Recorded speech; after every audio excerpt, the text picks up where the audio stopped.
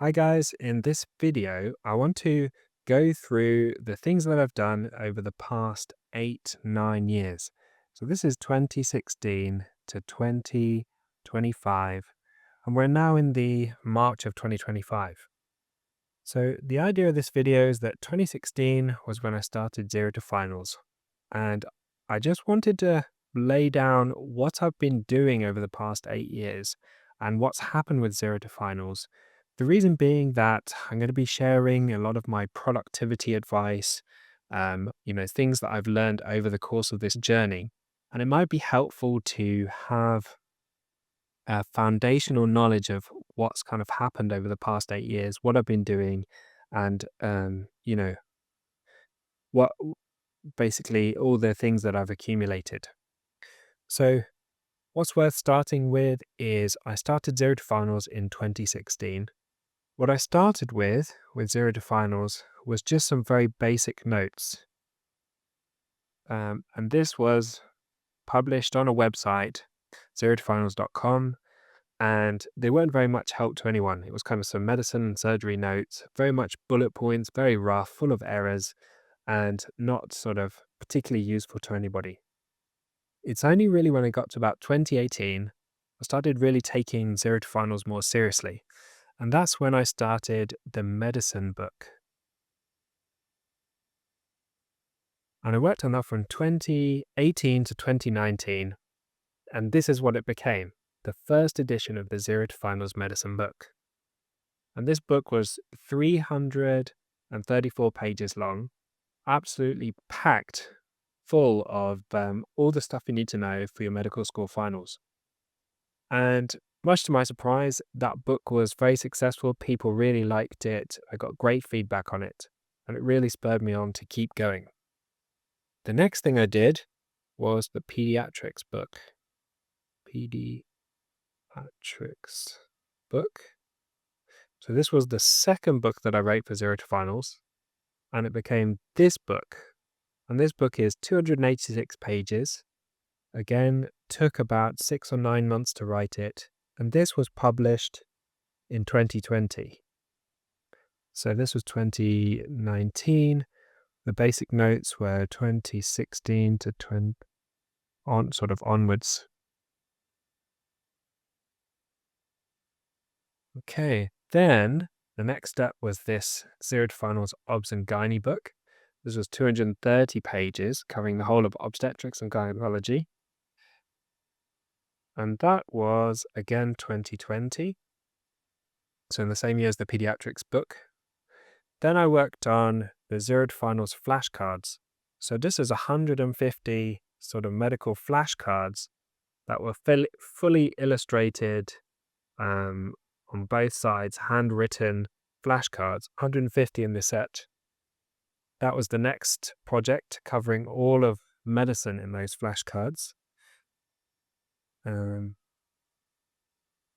they were 2021. In January 2021. The next project was the Zero to Final surgery book.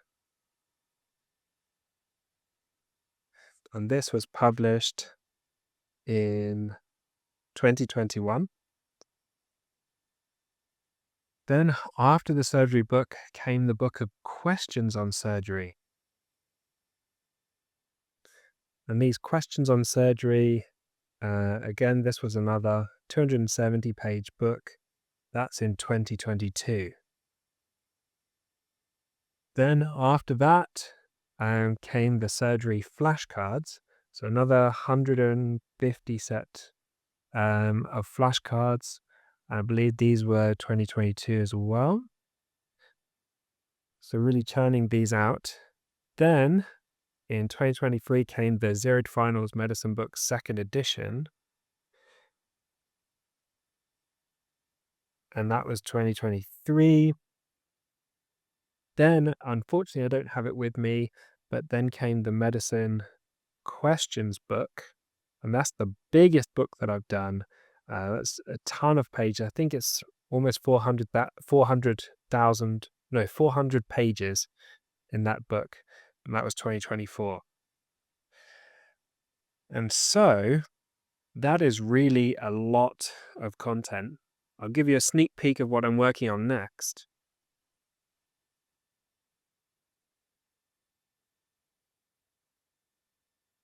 So the next book is More Medicine. So this is what I'm going to be hopefully publishing this year or next year. Um, Although I'm working on the pediatric second edition before this one. So pediatric second edition should be this year. This one will probably be next year. So that's what I'm working on at the moment. So this is all the zero to final stuff over the past 8 years. That's a lot of books. That's a lot of pages. That's a lot of work. Each book is around, let's see, I think it's about 100,000+ words. So lots of content and lots of research went into those. But you might be thinking, I've just focused all my time on this. During this period, I was also doing my medical training. Well, on top of this, with Zero to Finals, I was also doing the Zero to Finals YouTube channel, making videos. And this YouTube channel is almost at 1 million subscribers. And I was doing the Zero to Finals podcast, which I think has got over almost 800 episodes now. So quite a lot. So 3 podcasts a week during that time. Then at the same time, I was doing my GP training from 2017 to 2020. And I did the MRCGP qualification, which is what you need to become a GP. So that's a whole bunch of exams looking at GP, content, including a written exam and an OSCE. So quite a lot of work to do that MRCGP. I was also doing the MRCP UK diploma, which is 3 exams, notoriously difficult ones, to become a physician. So this is what medical specialists do to become, extra qualified. And so if you want to become like say, endocrine or a cardiologist or an endocrinologist or a respiratory physician, you need the MRCP exams. So I did those. That's 3 exams, 2 written and 1 OSCE. I also did the diploma in child health, and I did the diploma from the Royal College of Obstetricians and Gynecologists. So these 2 diplomas are kind of postgraduate specialist diplomas in these topics, pediatrics and obs and gynae. During this time, I also did a master's degree, Master of Science degree, part-time in medical education. So this was a 3-year degree during some overlap with GP training and things, and FY2 to get this degree. And I became a fellow at the Higher Education Academy doing this. On top of that, I had some kind of life events that I had to take care of. Not take care of, but life events that I really wanted to do, and it's just part of life. So I had a huge celebration in terms of getting married and having kids. Also moved house. We moved from Manchester to Norwich. So this is quite a huge move all the way across the country. And we moved into a house that was really run down, and completely everything needed redoing in the house. The whole house needed rewiring. All the walls needed replastering. New kitchen. The garage completely needed to be taken apart and re-put together. So a ton of work. Garden needs sorting out. So we renovated the house as well, and did basically all of that work between me and family and friends and things. So huge amount of work for the life side of things, plus master's degree, plus the training, postgraduate exams, and then Zero to Finals on top of that. So this was a massive amount of work over the past 8 years. It's been quite an intense 8 years. And on top of that, trying to stay fit and healthy and try not to get burnt out, and trying to stay happy, have a social life, maintain friendships, all this kind of stuff. It's a lot of work, really. So the only thing when I look at this, the thing that you might think is that I'm quite good at multitasking.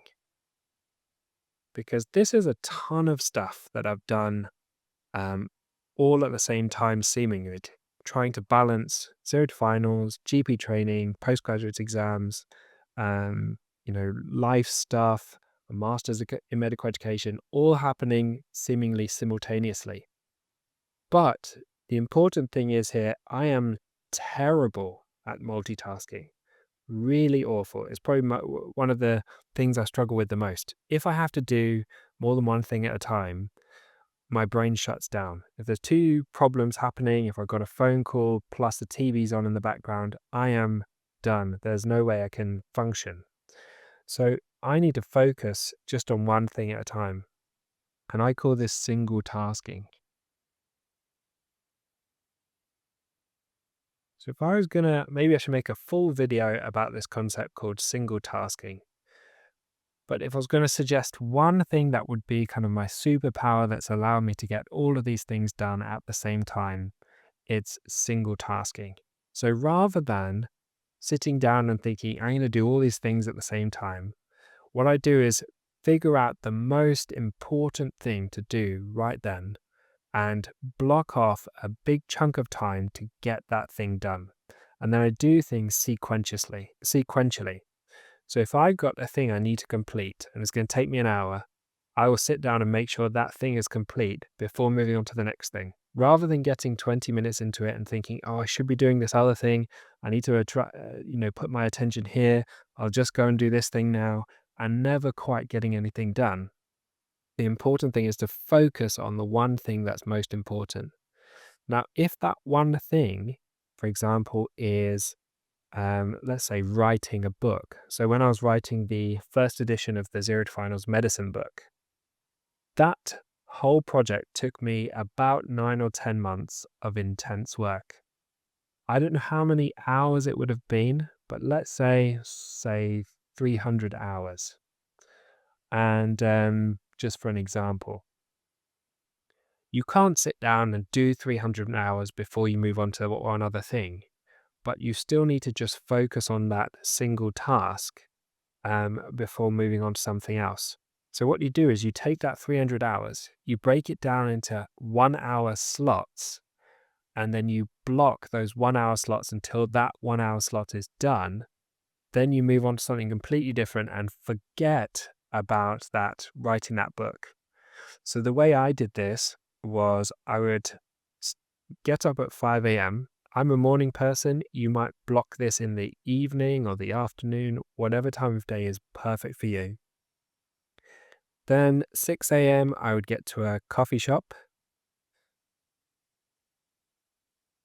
And for then about an hour or 1.5 hours, I would work on book work. Then, say, get to work at 8:30, get to work for my day job.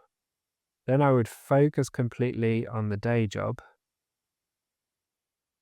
And then in the evening, I'd maybe get home at, say, 6 p.m. Then I would just focus completely on, let's find another color, focus completely on family / relaxing. And when I'm doing these things, so when I'm doing the book work, when I'm doing the day job, when I'm focused on family and relaxing, I'm not doing anything else. I'm just really focused on single tasking that one activity.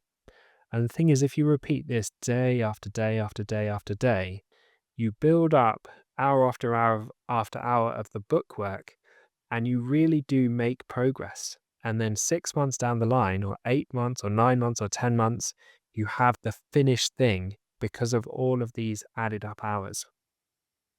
Whereas if you were to, start your day at, say, 7 a.m., and then you kind of faff around at home, not really diving deep into any kind of project, you're just doing stuff. Then you arrive at your day job thinking, oh, in the evening, I'll probably get this email done. I'll get this project for my essay done. I'll get this revision session done. I'll get this writing session done, whatever it is. You get home And even if you're sort of in a good state to work, you've still got energy left over because you've got all of these things you want to do. You've got this huge list of things you want to do, not just one specific priority that you're single tasking. You're trying to multitask things.